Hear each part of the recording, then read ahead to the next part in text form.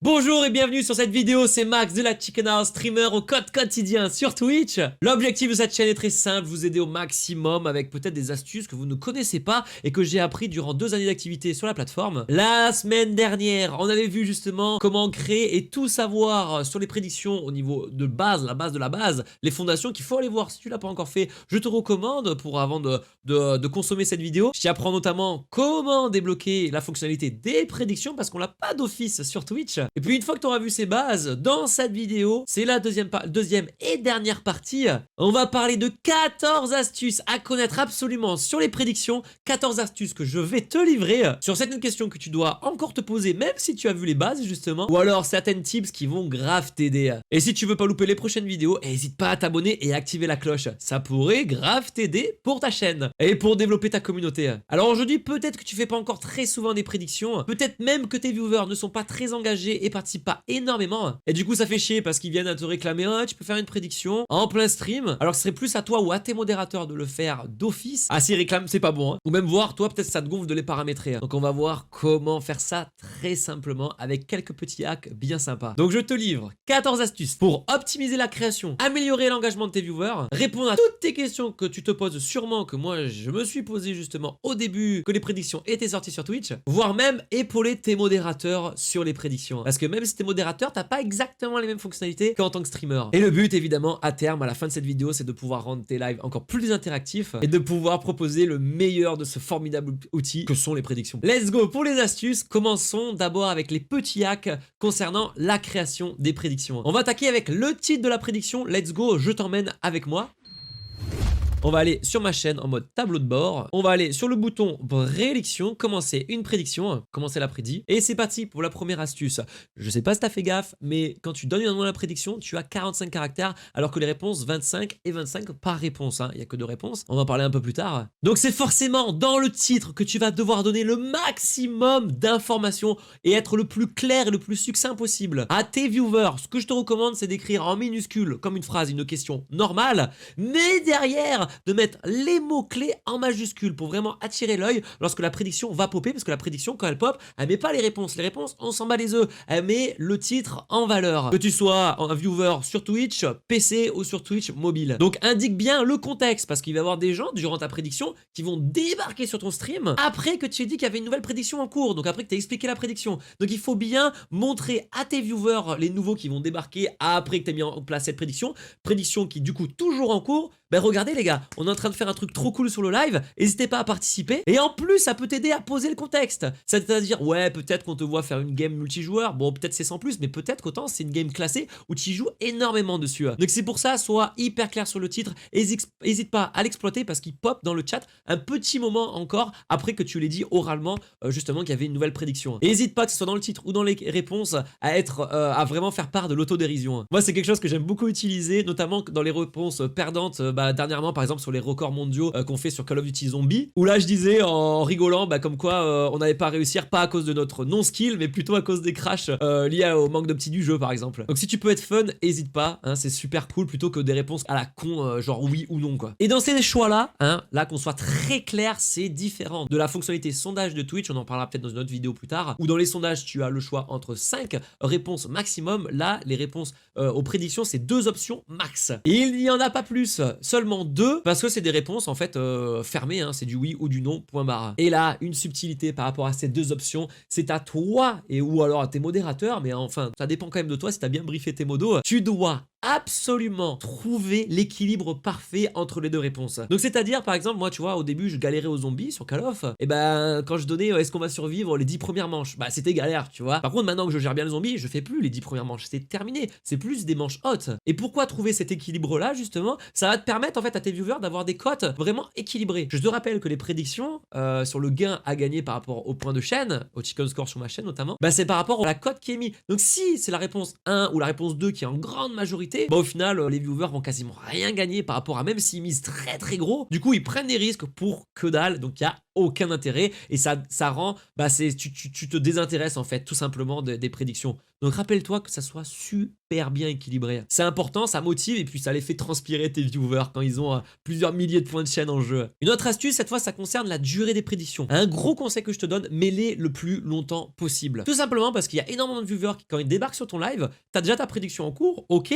La prédiction, comme ce que je te disais avant, le pop-up, il a disparu, par exemple, parce que la prédiction est toujours en cours, mais bon, au bout d'un moment, ça dépop, le pop-up en haut. Et ben, il y a beaucoup de viewers qui débarquent sur ta chaîne pour faire, je sais pas moi, pour mettre des points de chaîne dans la cagnotte du défi de communauté, on en parlera un peu plus tard, ou encore tout simplement débloquer des récompenses points de chaîne pour interagir avec ton live. Et du coup, bah, le premier truc que tu vois, c'est la prédiction en cours. Donc plus tu la mets longtemps, mieux c'est pour toujours continuer à donner le contexte à tes viewers. Alors évidemment, la mets pas trop longtemps, mais là, le maximum de temps avant que tu puisses la finir. Pour qu'elle s'arrête justement d'elle-même, que t'aies pas une action manuelle à rajouter dessus. Pour que quand tu aies fini la prédiction, bah quand tu aies fini l'action de la prédiction, bah la prédiction en soi soit déjà terminée en fait. Mais essaie de tirer au maximum pour toujours l'optique poser le contexte. Et puis au moins, les derniers arrivants qui débarquent, bah, ils peuvent continuer à jouer s'ils le désirent. Puis justement, ce que je te disais, fais en sorte que la prédiction au niveau timing, c'est de l'apprentissage de toute façon tu verras, ça s'arrête juste avant l'action que tu es en cours pour la prédiction. Tout simplement parce que si la prédiction est toujours en cours alors que tu viens de finir ton action, comme par exemple mourir à telle manche alors que ta prédiction est toujours en cours, et ben il y a des petits malins, ils attendent le dernier moment et là ils disent oh putain, il a terminé la prédit on peut encore parier, vas-y je claque de la thune, et alors parce que je connais déjà le résultat tu vois, et je maximise mes gains. Fais gaffe à ces petits vicieux, il y en a toujours quelques-uns. Puis de toute façon, si tu donnes une prédiction en cours et que tu oublies de la donner parce que tu coupes ton live ou ton live s'est arrêté etc, ne te fais pas de soucis, au bout de 24 heures si la prédiction n'a toujours pas eu de fin, elle se termine d'elle-même. C'est-à-dire que tous les points misés par tes viewers reviennent dans leur poche tout seul comme si de rien n'était.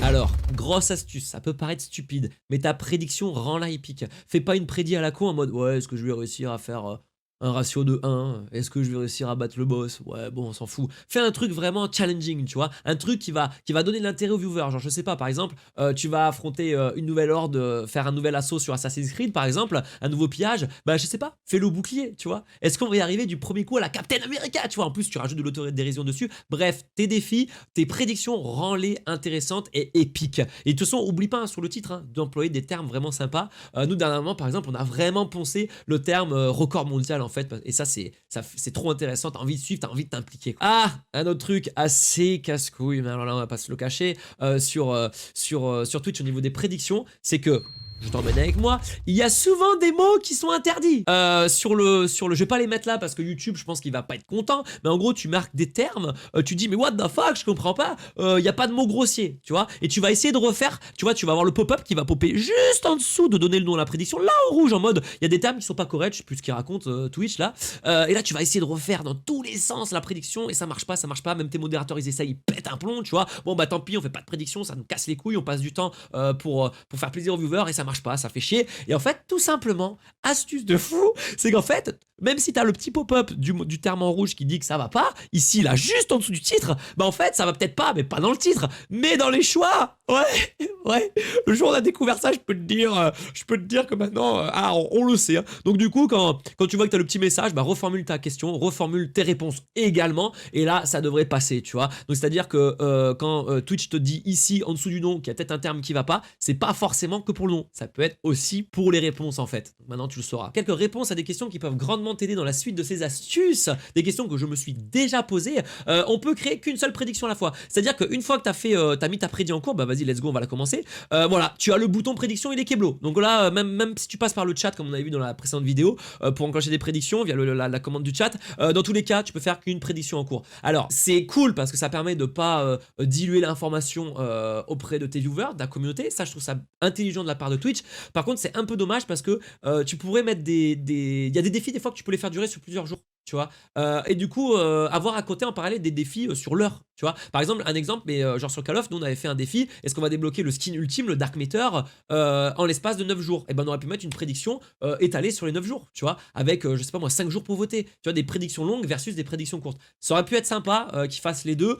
Bon, c'est dommage, peut-être ça viendra un peu plus, un peu plus tard, un jour sur Twitch, on verra bien. Mais en tout cas, pour l'instant, une seule prédiction à la fois. Si tu veux supprimer une prédit, je t'ai montré ça dans la dernière vidéo, n'hésite pas à aller voir, parce que t'es pas obligé de donner une réponse à la prédiction, tu peux la supprimer et annuler les points de chaîne mis en jeu. Ah, autre question concernant la modération de ta chaîne. Les modérateurs peuvent créer eux-mêmes une propre prédiction, par contre s'ils viennent à y répondre et à miser de leur propre point de chaîne, pour éviter justement qu'ils donnent la bonne réponse à la prédiction et qu'ils auto-empoche, tu vois, des points de chaîne, hein, qui fait maximiser leur gain, etc. C'est limite de la corruption, monsieur. Du coup, Twitch bloque le fait qu'ils peuvent valider la réponse. Ils peuvent créer, miser, mais la dernière étape qui est de clôturer la prédiction, ils peuvent pas, les modérateurs. Alors là, tu fais ce que tu veux, mais là, c'est un gros conseil que je te donne. Évite, j'invite en fait tes modérateurs, s'ils sont modérateurs, c'est pour d'abord penser à la communauté. Donc s'ils sont là, les modérateurs, c'est vraiment pour gérer le chat, gérer la commu, ils sont managers, hein, après tout, hein, c'est des managers limite, laisse-les créer la prédiction, mais laisse-les aussi leur clôturer. Donc interdiction qu'ils jouent. Moi c'est clair de mon côté, ils n'ont pas le droit de jouer, tout simplement parce que sinon ça rajoute des couches en fait en mode bon j'ai prédit, est-ce qu'il y a notre modérateur? Ah merde, j'avais pas vu qu'il y avait l'autre modérateur qui est parti AFK. Ah je suis tout seul sur le live. Ah je suis désolé Max le streamer, est-ce que tu peux clôturer la prédit? Bah non, t'es modérateur du coup, t'es là pour modérer le chat et pour justement alléger le streamer pour qu'il se concentre sur la gestion de sa communauté, sur l'animation et sur son gameplay. Voilà, donc ça c'est le conseil que je te donne. Bon, vous avez peut-être vu qu'il y a le seul moyen d'avoir un 4e badge temporaire sur Twitch, en plus du badge VIP modérateur, streamer, et ensuite, pardon, le badge sub, et ensuite tous les autres badges qui existent, donc 3 emplacements. On peut avoir un 4e emplacement devant la petite orbe, la petite boule de cristal qui dit 1 ou 2, suivant quelle prédiction a fait le viewer. Et ben ce badge-là, malheureusement, on ne peut pas le customiser. Voilà, c'est bon, ça c'est fait. Fin du mythe. C'est un peu comme le badge, de toute façon, VIP ou modérateur, ce sont des outils de Twitch qui sont faits pour être globalisés à Twitch. C'est pas comme un badge de sub qui est propre à sa chaîne, tu vois, à son univers à soi. Donc il faut que ça soit unique. Donc c'est pour ça que je pense que Twitch n'a pas permis de les customiser. Ensuite, on finit avec 3 astuces pour tes viewers, que tes viewers peuvent se poser et qui peuvent te poser en live. Les prédictions, en fait, tu peux miser, le même viewer sur la même prédiction peut miser entre 10 points de chaîne et 250 000. Donc il est large, il a de quoi se mettre bien, tu vois. Et ensuite, une fois que la cote est décidée, que la prédiction est arrêtée, imaginons la cote pourrait donner au viewer gagnant, je sais pas moi, une valeur avec une virgule, et c'est pas une valeur nette en fait, c'est pas une valeur qui s'arrête à l'unité en fait. Et ben en fait Twitch va arrondir de manière inférieure à l'unité. Donc si par exemple il doit gagner je sais pas moi 3,3333333, vous savez ce genre de fraction infinie en point de chaîne. En fait, Twitch va l'arrondir à l'unité en dessous, donc à 3. Ouais, c'est un peu con, mais c'est comme ça, quoi. Autre question, alors là, c'est une des questions de base que les viewers se demandent. Imagine, son stream, il crash, il a une perte de co, ou alors il quitte tout simplement le stream, parce qu'il a autre chose à faire, tu vois, et que la prédiction est toujours en cours et que le résultat n'a pas été donné, et ben, le viewer est légitime de se demander est-ce que du coup il va quand même gagner la prédiction si la réponse qu'il a donnée avec les points de chaîne qu'il a misé va être juste. Après, quand tu vas donner, toi ou tes modérateurs, aller donner justement la fin de la prédiction. Eh bien oui, évidemment Twitch a anticipé et le viewer, la prochaine fois qu'il va se reconnecter sur ta chaîne, si entre temps qu'il est quitté, il a misé, il a quitté et que tu as donné la réponse à la prédiction, la prochaine fois qu'il va popper sur ta chaîne, il aura un petit message qui va l'informer du résultat de la prédiction auquel il a participé et justement des points de chaîne qu'il a gagné. Donc ça c'est bien foutu et c'est cool, et heureusement, parce que bon, on n'est jamais à l'abri de perte de connexion notamment. Voilà pour toutes ces astuces, j'espère que ça vous sera grandement utile. On se retrouve semaine prochaine, même heure, pour une nouvelle vidéo. Et on va parler de quelque chose que dernièrement, malheureusement, il y a de nouvelles vagues d'attaques de bots sur Twitch, hein, qui sont faites pour déstabiliser les créateurs de contenu, streamers et streameuses. Donc on va voir justement comment réagir efficacement face à ces attaques de bots. Tu vas voir que Twitch, ils font pas grand chose et ils peuvent pas faire grand chose de toute façon. Et comment surtout nettoyer tous ces comptes de mort. En attendant, si cette vidéo t'a aidé, n'hésite pas à lâcher un gros like dessous, ça va nous aider à nous référencer et aider d'autres streamers et d'autres streameuses. Et n'hésite pas à venir passer un petit coucou aussi sur la chaîne de la Chicken House, t'as le lien en description. Si tu veux juste discuter avec nous, voilà, c'est tout. Allez, je te dis à la semaine prochaine, c'était Max, ciao ciao ciao.